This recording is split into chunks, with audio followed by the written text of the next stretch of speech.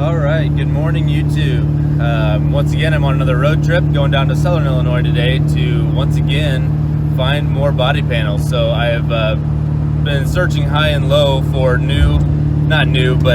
rust-free black doors for this truck, which are actually apparently like hunting for unicorns. And so basically whenever I can actually find one, it's worth going to, especially if it's in Illinois anywhere. So today I found myself a new rear driver's side door. So I'm going to go ahead and go down there, take a look at that. It looks really clean. The guy said it looks really nice, totally rust free, paint's in really good condition. So I said, okay, you know what, especially for the price of it, selling it for like $50. So 100% worth the trip to come down and take a look and hopefully to bring it back with me.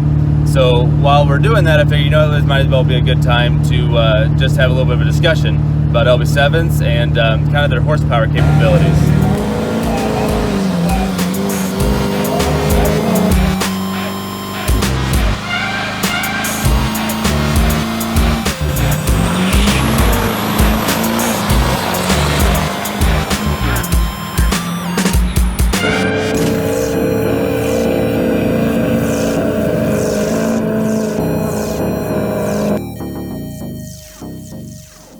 So a common question that I get asked, first of all, guys, thanks for reaching out to me. First of all, I'm no expert on these trucks. I've been around them for quite a while, but I'm not a mechanic or a shop owner by any means. But even so, guys, thanks for reaching out for all questions and anything like that. I really do appreciate it. I really enjoy it. And that's why I made the channel, right? Is to be able to outreach and to be able to just talk about the trucks even more than normal, right? So, but anyway, one of the main questions I get asked is, you know, I've got, you know, X, Y, and Z. I've got this size injector. I've got this turbo. You know, I should make about this horsepower. Is that safe? You know, what can my truck actually handle? So the old adage for these trucks is that they can only hold about 550 horsepower to the rear wheels, right? And that is because of the connecting rods. So the LB7 and the LLY trucks have forged rods, but they are slightly thinner and a little bit lighter duty than what you'll find in, say, the LBZ trucks, and so they are more prone to bending, right? Which then has results in a lack of compression in the motor itself, and so you get a lack of horsepower, and you'll end up needing to pull the motor out and do a bottom end, either rebuild or build with better pistons, whether that's from Molly or Carrillo or whoever it may be. But anyway, so that's kind of what it's always been. And so basically that's the big difference between the LB7 and LLY trucks and the LBZ, is that the LBZ has bigger, heavier duty connecting rods. However, the LBZ trucks have a weaker piston, right? There's a little bit less material around the wrist pin, and so they are more prone to breaking, cracking that piston, or even blowing a hole in it. Basically, if they crack, generally it's a split right along the wrist pin. Because there's a little bit less material right there. So a lot of guys, when they're doing a budget build, this might kind of been the old school way of doing it more, but what a lot of guys will do is they will build a bottom end rotating assembly with LBZ rods and then coated and delipped LB7 pistons, because the LB7 piston is stronger, but the LBZ connecting rod is stronger, right? So circling back just to LB7s in general, the old adage is 550 horsepower until, and then at that point you're getting in range, you know, in the danger point of starting to bend your rods. When you hear that, that can sound kind of depressing and kind of alarming. Say, shoot, Reed, you know, you just said you only hold 550 horsepower. You know, that's not all that much. I mean, frankly, you can about just get there on tuning alone without swapping out a turbo. I mean, that's where I'm at right now, right? But the truth of it is, you know, I know several guys who are running 700 horsepower plus on their stock bottom end LB7s, and it's definitely doable. Granted, that's still maybe a little bit of a danger zone, especially you're spraying nitrous in that too. You know, it gets sketchy, but by all means, you should be able to run at least 600 horse, a little over, relatively safely in the bottom end of these stock bottom trucks. So how do you do that, right? And it all comes down to the tuning. Now, generally, the real danger is when you're creating too much low-end torque. You're creating too much torque at a low RPM, right? Think about that. Basically, think about it as basically pushing on a flat surface with a little leg on the bottom of it supporting it when it's sitting there without any motion, versus pushing on something that's already starting to move, right? So what any tuner will do that's worth the salt will do is he will limit the fuel at the low end RPM, basically give it just enough fuel to be able to start spooling the charger to get it up online, but not enough to be able to push 1,500, 2,000 foot-pounds of torque into a basically barely rotating assembly, right? So what it'll do is you'll bring in that fuel as the charger starts to come up online, as the RPM start to come up. So that's when you're making your big power, that's where you're making your big torque, but you're doing it at a high RPM, which is a lot safer because it's something that's already in motion, something that's already moving, versus something basically pushing against a static object, right? And so that's why there's a lot less force against the connecting rod itself, even with those high torque, even with that high horsepower, but you're doing it when it's already rotating. And that's how you can save your bottom end from destruction. It's how you can make it more reliable. It's how you can make it so you can enjoy it for quite a long time. You put all this money into it, but there's a big step up when you say you want to pull the motor. You want to start putting in a built motor. You can get $10,000, $15,000, $20,000 into it really quickly when you pull that motor and start doing a full bottom end build, right? So just my thoughts on that, guys. Basically it all comes down to the tuning. You can do it safely. Obviously you're not probably going to be making 900 horsepower, but you can definitely be making in the 600 horsepower range somewhat reliably.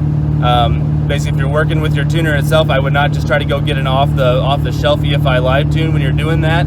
Actually go maybe get a dyno tuned, work with someone respectable, someone that is going to do good work, and I think you'd be in good shape. All right, another thing I want to talk about real quick is just kind of my summer plans for the truck. Kind of competition season's kind of coming up here, so truck show season, all that kind of stuff, so kind of what am I planning to do? And the answer to that is basically the truck is not a show truck by any means. Honestly, I'm a little bit embarrassed of the shape of the body right now.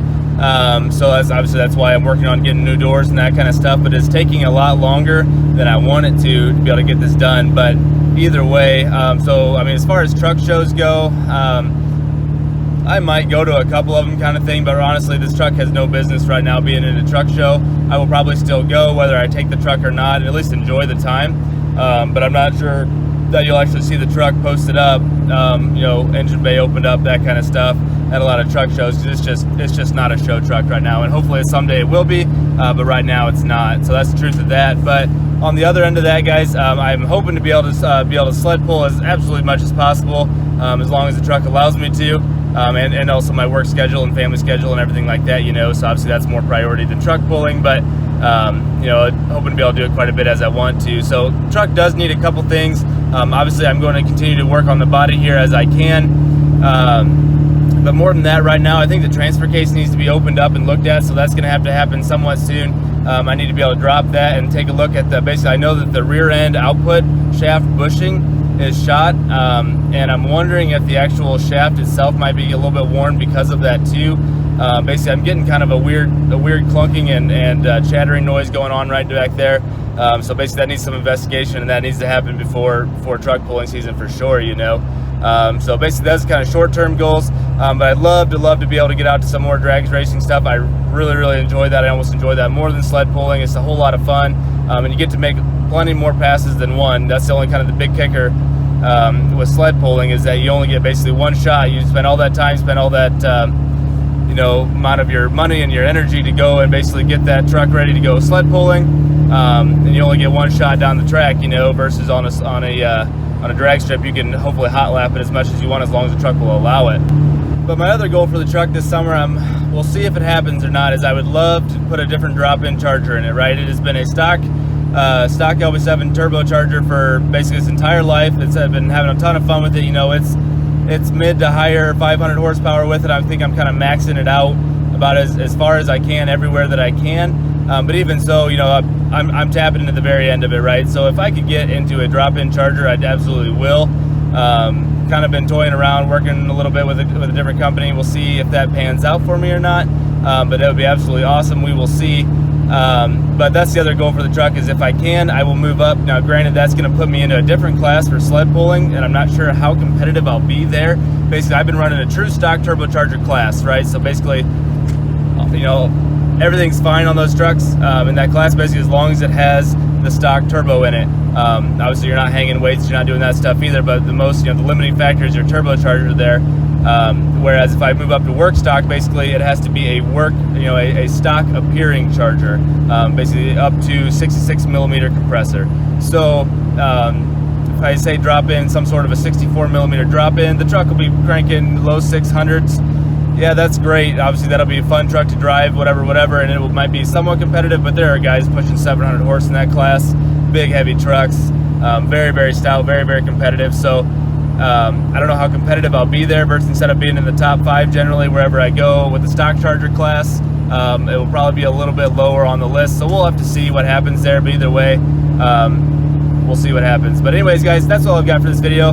Thanks for watching. Let me know your thoughts. Curious what you guys think about what I said about stock bottom end LB7s and all Duramaxes in general. They're getting stouter and stouter as they get older, or as you know, technology improves. The newer trucks, the L5Ps, can handle a whole lot more than that. But even so, I'm curious of your thoughts on what I said here today. So leave a comment below. If you haven't already, please like and please subscribe if you can, guys. Have a great day.